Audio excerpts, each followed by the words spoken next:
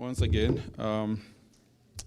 Because I know I might not get time, I would like to take this opportunity again to thank you all for attending our conference as the Executive Director of ACRN, and also to recognize and thank our sponsors and partners, or the partners and sponsors. And these include a range of them: Saskatchewan Human Rights Commission, MCOS, Multicultural Council of Saskatchewan, the Canadian government, Canadian Heritage Department, SaskCulture, University of Manitoba, University of Regina, who have provided all these facilities and much more, Thomson Rivers University, who are co-sponsoring the research, African Descent Society was represented here by Yassine Akomi, who are becoming our good partners, and the African Descent International, who we embrace. Now, having done with that, I have a presentation there, which is actually very short. Mine is going to be different because it's more conversation. And listening to all the speakers who presented, most of the issues have been brought out. So for me, it's really to try and ask questions that will motivate us to come up with some maybe future solutions or reflections on how to do this business more effectively. Seated at the ACRN as the Executive Director, we work with over 20 community organizations. And I worked over 25 years in Kenya in corporate organization settings, so kind of the dynamics of corporate organizations, but within a corporate organization, there are rules, so depending on where you come from, those rules kind of guide everybody's behavior and expectations and performance and all that. Then most of those years I've been a boss, so again, I have level of privileges of commanding things down rather than having to persuade people. I know in the business, in business development field, we have push and pull strategies especially when you're trying to attract business. One of the things we have addressed seriously and effectively in the last 2 days is the push. We are pushing. We are shouting and we are saying we are pained and there's a problem, there's a gap, and we need to fill these gaps. But there's also a role to play and a part of strategy which I call the pull strategy. How does pull work? Pull works by making yourself very attractive, that people come to you, that people call into you, that people want to know who you are, that people want to deal with you, that people want relationships with you, that people will, in their privacy, say, those are good people to work with, that's a good person to be with, that's a good person to know, that's a strategic person to be with. And how do we get the communities to that level? And especially as the migrant communities. You know, when people came, or when we were colonized, I'm from Kenya originally, and so I have the history of being colonized. The colonizer had one advantage. When he came, or she came, we treated them with privileges. They were up there, and we were down there. And we welcomed that relationship, and they enjoyed that role. And somehow, I had this notion that when I migrate, I might also be treated that same way, with a little bit more respect than I deserve, because I'm a foreigner, I'm an immigrant. I kind of have that notion that when you're an immigrant, apparently in Kenya, I think we over-glorify immigrants. We treat immigrants really good, probably because we are a touristic nation. So when I visit a new country, I expect a level of welcoming that is at a level I know, but I was surprised because I'm actually expected to join the queue at the lowest level. And so what has been going on in our minds, even at SELN level, is how can we make our communities attractive? Attract resources, attract good relationships, attract development, attract productivity, attract positions that befit what we are trained for and what we are qualified to do.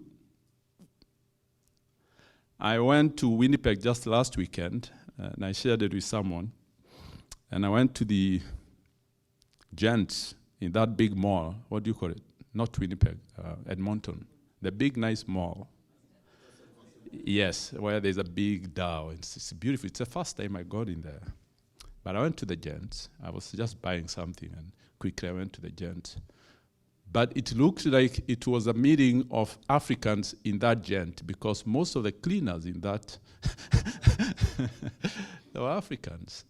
And it just dawned on me, how come this is a multicultural city? How come there's only one community dominating cleaning? And because I've been in this work for a while, 2 years now, or no, 3 years, this is my 3rd year, I know that most of those guys, if I interview them, they're engineers, they're nurses, they're doctors, name them, lawyers. But that's the best they can do for the time being, to put food at the table. And so how can we make ourselves attractive?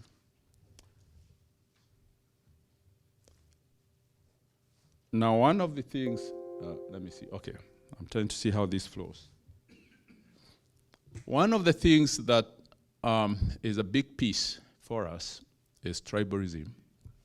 And I was specifically asked by Christine to discuss this as part of the big, what do you call it, courageous conversations.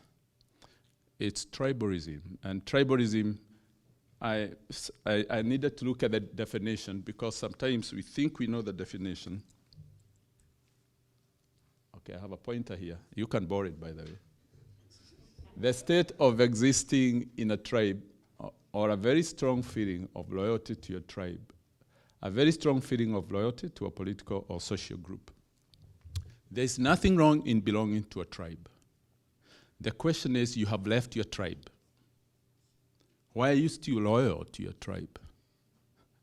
Because you're here, you're in Canada. If really, you can't practice this when you're so far away from where your tribe is. And while you can keep some aspects of it, because I keep some aspects of my tribalism, my tribe, because that's what defines me, then I need to realize that there are some of those aspects of my tribe that might not work to make me attractive. My mother is an old woman. She never went to school, but she was colonized, so she understands the dynamics of those relationships. And when I was coming, and I went to her and I said, Mom, sadly to say, I'm leaving you, I'm going to Canada. She said, wherever you go, God takes you, you'll be okay. But one thing I tell you is, don't go and hang up with your people.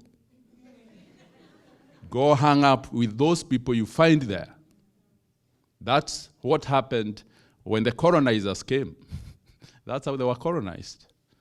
It was a good strategy, but for the negative result with wrong intent. But she understands that that strategy works to integrate properly. Don't hang around your group, your tribe, too much.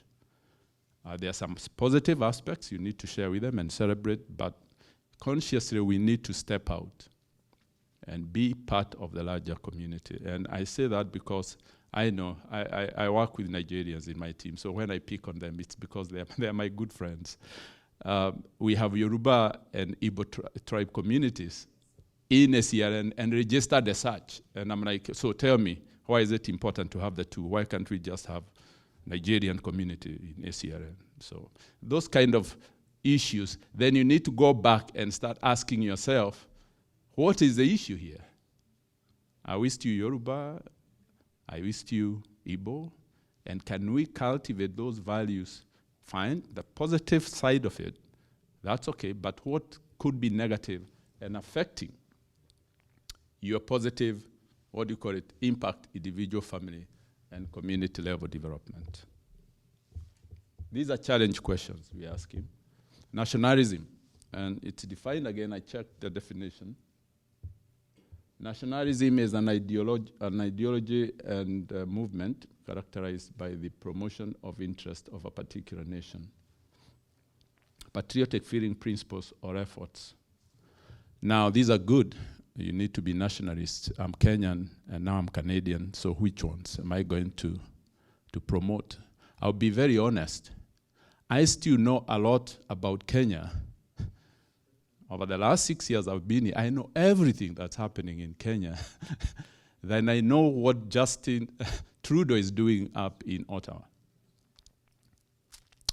And it pains me. But the thing is, the politics and the economics and everything that defines me is Kenyan. So when I see Kenyan news, everything just makes sense. But when I read Canadian news, there are so many things I can't relate to. But then I want to define myself as Canadian, and I'm a proud Canadian. I want to say, I actually only became a Canadian last month, but I want to push that. So for me to be able to become attractive to mainstream Canadians who've been here for years, I need to be able to see things the way they see them. And that will be a deliberate effort on our part. Traditional practices. And these are many. Even in Kenya, we have 45 communities. So for each community, we have them.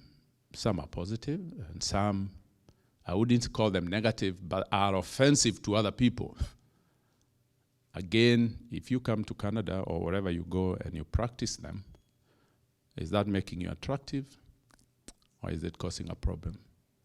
If you insist that people can't do their things the way they do them because you want them to do them the way you think, or you've always been taught that to do things.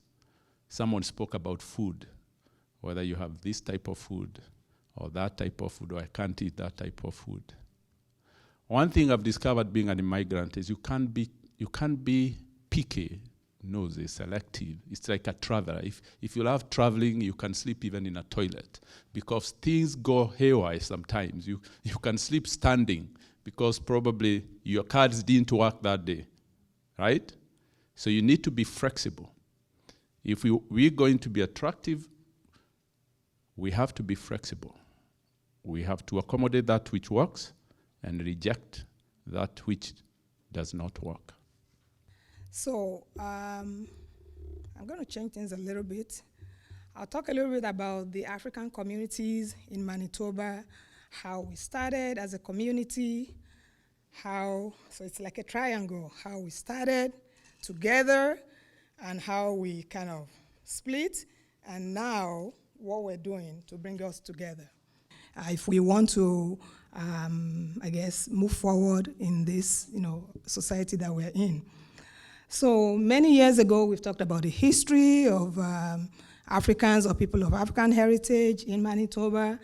And generally, we come together and because we are from the same tribe. The issue is, of course, you want to associate with people that you look alike, think alike, do things together, and so that goes well. There's harmony. But then some good things happen that began to move us apart. So I'm going to skip on some of these. So we talked about the people of African heritage, the fact that we've been here for a long time, but we're still not where we need to be after even more than 60 years in Manitoba. So initial meeting and settlement. So when we came here, so of course there are two groups of people of African heritage, the Caribbeans and the Africans. And of course, we came together and the first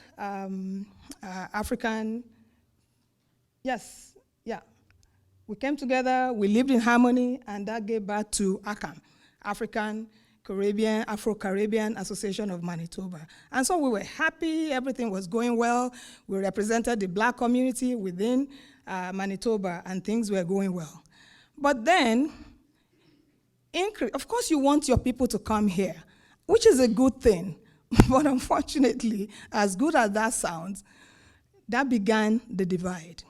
So as people came from the immigration, from different parts, the Caribbean continued to come in, the Africans continued to come in for all sorts of reasons. Then people started to shift apart. So that loyalty to ACAM, the organization that everybody knew, where we participated in Fokorama as one black community, started to shift apart.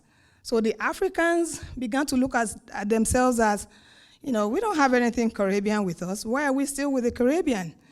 And so the Africans actually moved away from the Caribbean, from ACAM, and then formed the Africa Pavilion at Fokorama. Fokorama actually gave birth to us coming together, not as a national, but as African communities. So a good thing began to divide us. So that's good. Then religion is another thing that we find in Winnipeg that also splits us all apart. Predominantly, we got the Muslim community and the Christian community. Then within the two religions, there's separate, of course, different denominations, which there's nothing wrong in that. But what is wrong is that when a denomination is from a particular tribe, even though you're both Christians, you still don't get along with another denomination that even comes from your country. So the divide then continues and continues and continues. If people come together and still say we're all Christians, that will not be a bad thing. But yes, we are Christians, but yet we don't get along. If you're having something at your church, I'm not going to CAC. I'm redeemed. I'm Catholic, and all that. So tribalism, all those crept in. Color is another thing that I think treads, within the African community. We got people who are light-skinned, align more, and they have that privilege. We were talking about privilege today, and we all know if you have light skin, you have more privilege within this racism we're talking about than people with dark skin. So you have people with light skin aligning more with, I'll call, say, Canadians. They get more privilege. They are the ones that get the jobs. If you're very dark skinned, you looked at differently. And even amongst ourselves, people from, I'll say, maybe the sub-Saharan Africa don't even relate themselves as Africans to the point of joining ACOMI as the African communities in Manitoba. So we want to be together, but yet this tribalism, nationalism, continue to creep into our communities and then breaks us apart.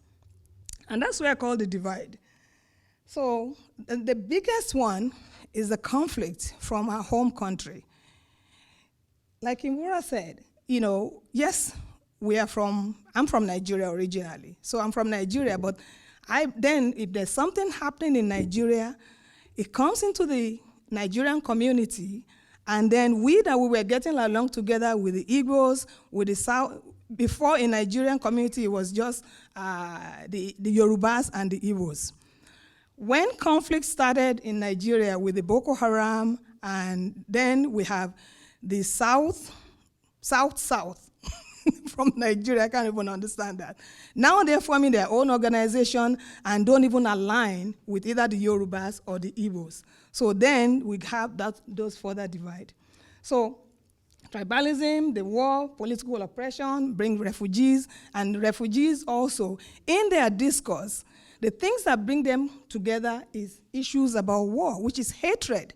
So you have tribes that used to get along together now, because of things that are happening at home, do not get along together and contributes to the further divide.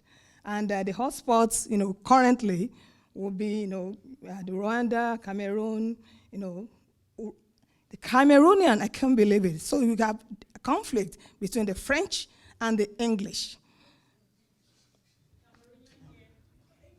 Yeah.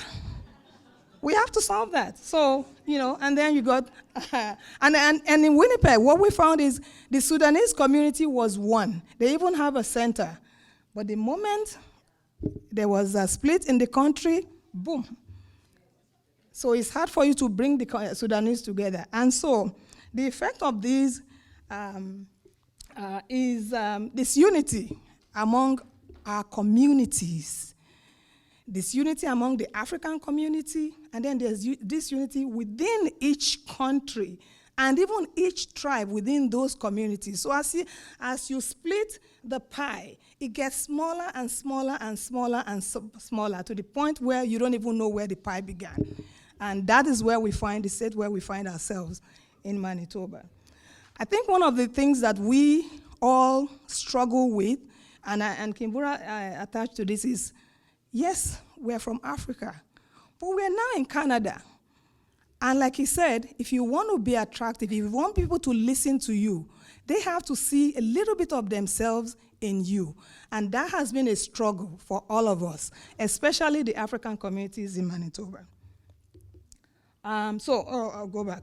So we see, this unity. We don't have a focus on the big picture, and that was the big picture. And then you got the Africans, doing their own thing separately, disunity. Then you got also the Caribbeans, doing their own thing. So as a result, we are lost because we don't know what is happening here in Canada. And we've said today, if we are not at the table, you are not part of the solution. So we're lost in the political discourse as well as the economic discourse, even though we work hard, but we are not where we need to be right now. So some of the strategies that we have begin to employ in Manitoba is, one, so these communities have now split, then we decided to bring them together. So the two, the Caribbeans and the Africans now have umbrella organization, and it's with both organizations have the goal of promoting unity and community, bringing people together to have one purpose and to be able to represent their communities here. Yes, we have, the Caribbeans have, there are more, but the active ones at 7. And for us at COMI, we have 30 active organizations. And when I say active, active is the registry. But it's, yes, they are registered. But it's difficult to bring them together for them to see themselves as part of a COMI. And that is the struggle. And the struggle is part of what is happening within their different communities. So our second initiative is actually a COMI I Belong initiative. Tolu, the board secretary, will talk more about the I Belong initiative. That initiative was originally a fundraising initiative. But we realized that before you ask people to pay, to donate money, to fundraise, they need to see themselves as part of the organization. And how do we then help them to see themselves as part of the organization? We need to begin to strategically talk to them. Let them see themselves in the picture. So a COMI I Belong is beyond I. It's we belong, you belong, they belong, and a way to help all of us see ourselves as part of the African community. Then when we do that, we'll be able to donate, and we'll also be able to partake and speak with one voice into the larger community. So political participation, that is some of the things that we are seeing. I talked earlier on that, yes, we'd love to talk politics, but do we participate in politics of where we are in? No, our people don't even vote. So ACOMI is beginning to begin the civic participation discussion among our people. And in 2016, there were 5 black candidates that ran at that election. So what did ACOMI do? We organized a social to, introduce the black candidates to our community and ask people to support them in whichever way they can. Again, letting people know that you need to be at the table in order for you to partake in the discussion. In 2018, there was a by-election in St. Boniface in the French area, and there were 2 candidates from the African descent. Now, if we were working together, we will talk to each other because it doesn't matter whether you're from one party or another. If you pull together, there should be one candidate, and unfortunately, because there were two, the black vote was split, and so nobody won. Yes, and so happy to say that we are making inroads a little bit. We have our first black city councillor that was elected earlier this year, and is now the deputy mayor. So yay to that. And also in the upcoming provincial election, we have 3 candidates that have been nominated, and we plan to work with them, galvanize the community to support them, and we're hoping for good results. African Business Directory. So that's one of the things that we did way back. We created a paper copy business directory, again, to introduce the people of African heritage who have businesses so that we can support ourselves and then bring others to support us. So that is working, and then we also have the online one. Then there's Black History Month, which is celebrated all over Canada. However, in Manitoba, it has always been a Caribbean event. But again, if we are to work together, we started the conversation within the African community for them to see themselves that you also are part of the history and it needs to be celebrated. So there are talks going on to do that. Fokorama is a way for us to celebrate, and there are pavilions representing African communities and Caribbean communities. So one of the good things we're also doing is we partner with the Caribbean organization, and we are working together to do a joint project in Manitoba. So we're hoping for good results for that. So moving forward, I think that's the end. There's more plans on the topic of unity among Africans and the Caribbean communities. We want to dispel the myth. We want to talk about what divides us. And we're also hoping that, one of the things that everybody needs to know is these organizations split because of leadership. You need to have leaders that are open-minded, that are not just going to be looking at have a narrow view. So we are strategically looking for leaders that have open minds and are able to bring people together. And lastly, we're also looking at organizing like conflict resolution or mediation session to be able to talk about these issues that divide us, and hopefully when we're able to talk about it, then we move on and we begin to work together. And I think that's it. Thank you.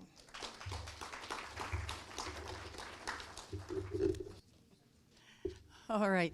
Listen, let's give this particular group, these 2 folks, a hand. They stayed on time. Appreciate that. And listen, I had a few minutes to summarize, but I'm not going to. I'm going to place, I guess, my faith in the fact that courageous conversations are needed. We're having them. We've highlighted good things that are going on, but also stress, conflict, turmoil, all of these things, chaos. Happens that chaos is one of my favorite things. It is. Because chaos questions the status quo.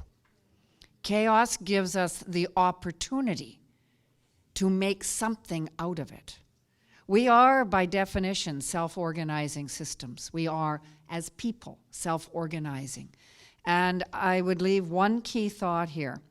Don't let the fragmentation and the chaos that you've described overcome your attractiveness. Seriously, this is an opportunity, this conference, others like it, not to just talk about it, pull it together. Pull that attractiveness together and be at the table. And if there isn't a table, as is happening, create one, stand and be counted. These strategies help to move us forward. I'm going to suggest we move forward to lunch before we solve the world's problems, all right? Thank you. We have 30 minutes for lunch, is that correct? Before you go, Christine. Before you move, please, 2 announcements to help us transition into after lunch. And Dr. Michael Buffo, you are the one who is announcing the first part. I'll do the second part. What time should we be back for lunch? Yeah, we are going to announce that. No. Okay. Can I have your attention? This is very important. We've had a number of requests from people to get access to the various presentations. So we're trying to put them together. So if any of you doesn't want your material to be circulated, please let us know. Because what we're trying to do is that eventually we might even publish the proceedings of the conference. So if you don't want yours to be in that, you're free to opt out. It's not, you are not obliged to do that. So what we're trying to do is to put together all the slides, the presentations that we had, because people are asking for them, which is good. But if you don't want to share yours, because we understand the fact that some of them are research projects in progress, and you don't want to circulate them, that's fine. But please let us know if you don't want your presentation that we have to be shared with others. Thank you. So 2 other short announcements. Lunch is starting at 12:45. We are planning to be back here at 1:15 to start the next session. During lunch, unfortunately, it's going to be a working lunch. During lunch, we've organized provincial caucuses. So there's going to be a BC caucus coordinated by Yassine, a Manitoba caucus coordinated by Dr. Michael Buffo, and a Saskatchewan caucus which organizing with the SRN board. I understand from Yassine that the BC caucus is meeting in the lunchroom area.